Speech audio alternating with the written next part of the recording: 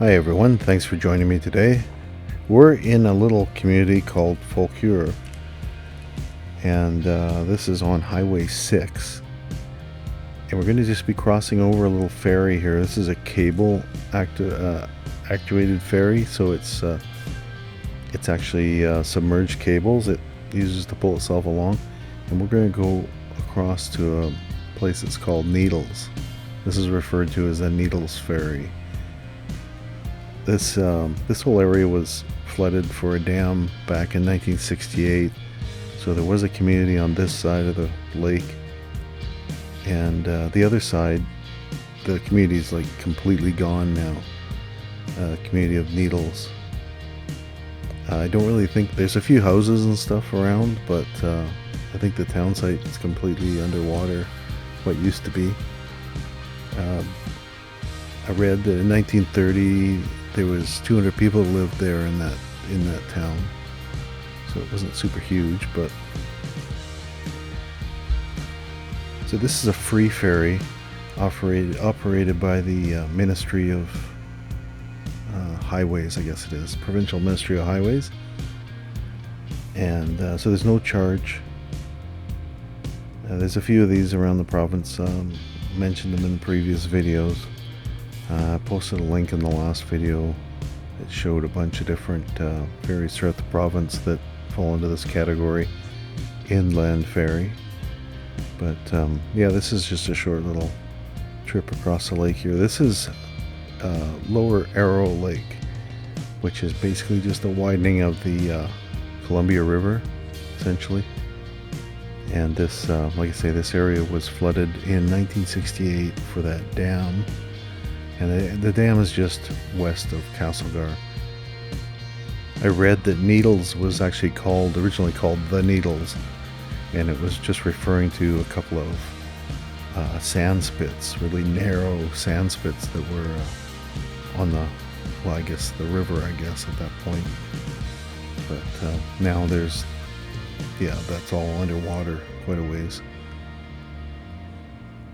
But I think now pretty much there's some logging around, maybe some hydro type stuff, because I know there's a lot of power lines that run from the dams and things around this area. But other than that, we're going to be stopping at a video at a place where you turn south to go to another community. The community is called Edgewood. I didn't realize it's as close as it is, but I never went down there. So I think that's basically the town in the area. There's really no town of Needles as far as I could tell. But Edgewood's about where we're going to end the video. It's going to be about maybe 10 or 15 minutes south of there. And it's just a bunch of farms going through this valley and that, and just kind of dead ends at the lake. Anyway, it'd be interesting. I'm definitely going to head down there next time I'm in the area.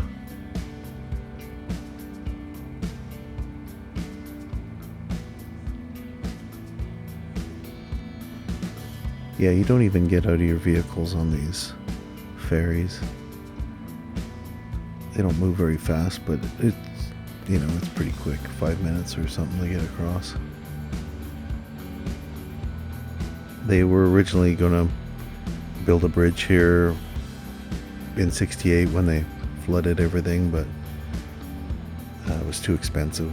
They just looked at it again, I think maybe 2010 or something like that. They were looking at it and it was still too expensive to do.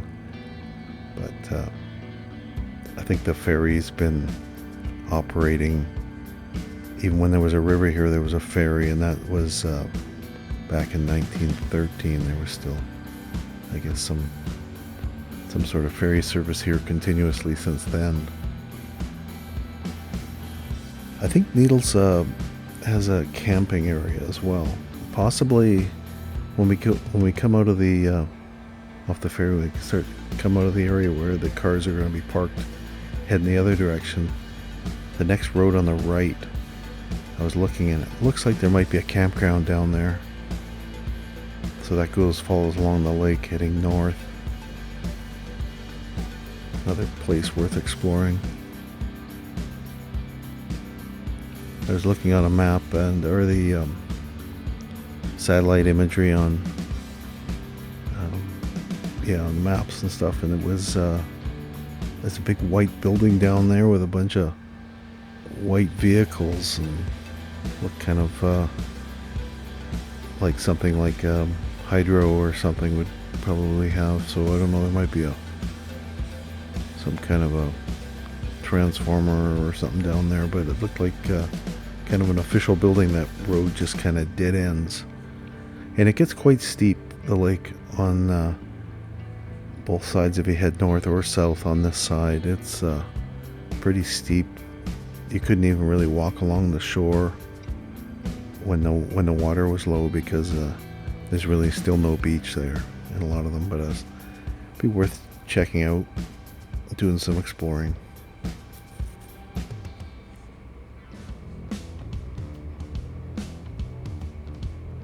So the next couple of videos on this route, we're kind of battling a few rain showers and that, but it's not bad today. It's not going to be bad today, but a couple spots, next couple of videos where, you hit some rain showers and that.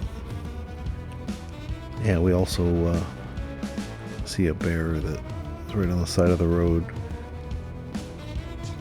Standing there was kind of, it was kind of weird. Come around the corner, his face just looking straight at me, because he was just sitting there, not eating or anything, just kind of hanging out.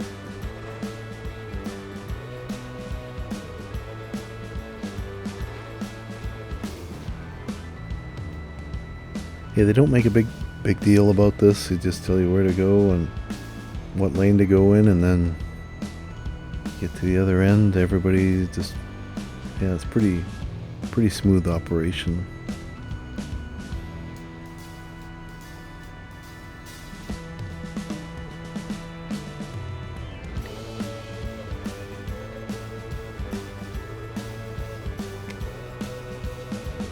I think they actually drag these ferries right out of the water and in the to do work and stuff on them and that. So in the springtime, when the snow melts, you can see how much beach there is there. The water level will raise quite a bit. So you'll see there's a track down the middle of the road. As we climb the hill, there'll be like a track, and I think that's got something to do with the ferry lining up on it. And right down the center, kind of hard to see there. You can kind of see it there. It's like railroad rails almost. So I don't know if that's for pulling the thing right out of the water.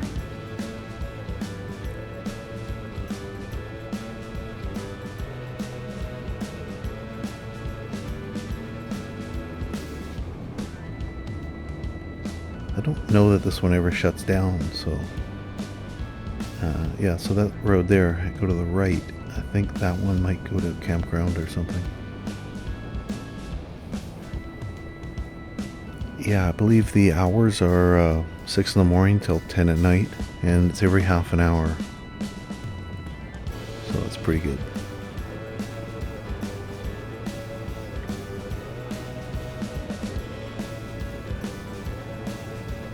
These mountains and that on this side are all called the Monashee Mountains, and this is quite a wild area. There's really not a lot of places outside of a few farms and ranches, that sort of thing. There's just a handful of communities along here. Pretty wild. There's lots of roads that go, that leave the highway here for logging and that sort of thing. But yeah, they go a long ways too. I was looking on the maps, and some of those roads circle around. They almost go down to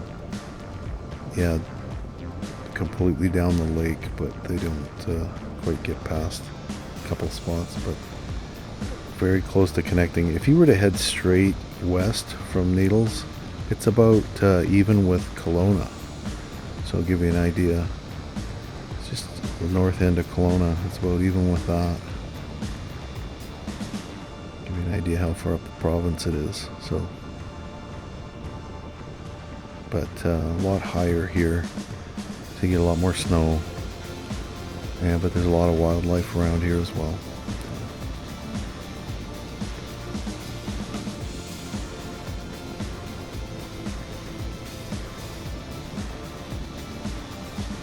Beginning of October right now.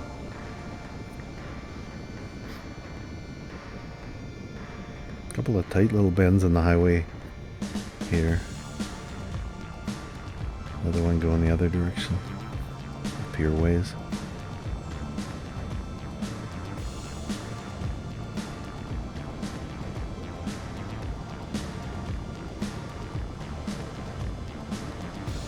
This highway goes through some really nice country. It's a really nice drive.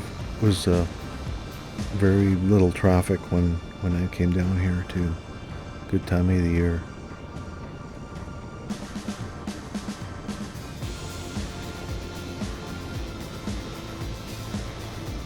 The spring's always nice, but in the spring you're still dealing with a lot of the runoff and that from the snow. But in the fall, you know, it cools off a bit, and you don't have any of the bugs and that. And there's no snow and that, so it's a really good time to kind of explore. I think early fall, late summer.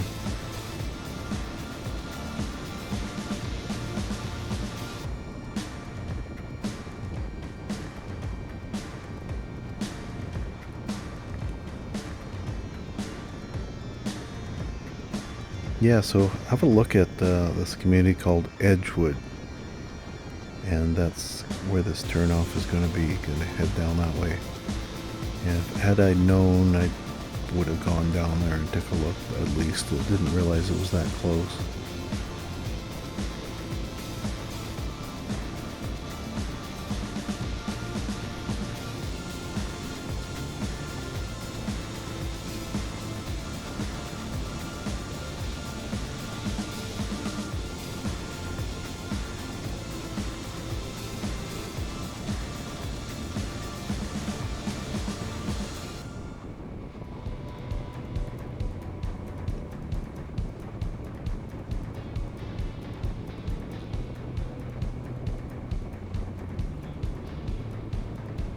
Now I think this road's called Ionokan Valley Road. It's spelled I-N-O-N-O-K-L-I-N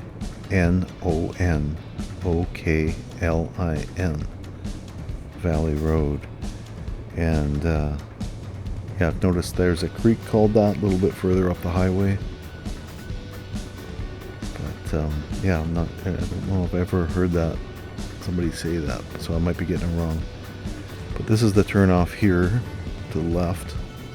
Like I say, about 10-15 minutes down the road is Edgewood. But this will be where we'll end this one. And if you like this kind of thing, think about subscribing. Give it a like, always appreciate that. And other than that, I'll catch you on the next one. Thanks for watching.